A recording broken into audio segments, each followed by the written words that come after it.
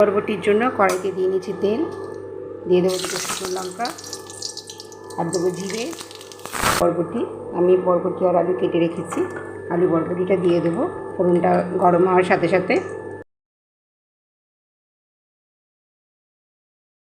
মশলা আমি বরবটিটার মধ্যে দেবো। তার মধ্যে আছে লবণ, স্বাদ মতো লবণটা আপনারা দেবেন, হলুদ গুঁড়ো, লাল লঙ্কার গুঁড়ো আর ধনে গুঁড়ো, জিরে গুঁড়ো। এই পুরো উপকরণটাই কিন্তু বরবটিটার মধ্যে দিয়ে দেবো।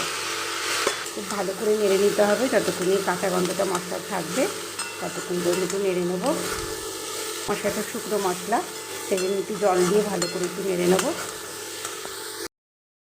সবজির সঙ্গে প্রত্যেকটা মশলা কিন্তু ভালো করে কষানো হয়ে গেছে। এবার একটু দিয়ে দেবো স্বাদ মতন চিনিটা দিয়ে আবার একটু নেড়ে নেব।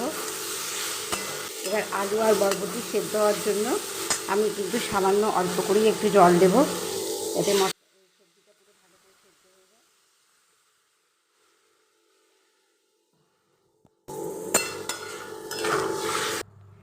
সবজিটা সেদ্ধ হওয়ার পরেই কিন্তু জিনিসটা নামিয়ে নিতে হবে।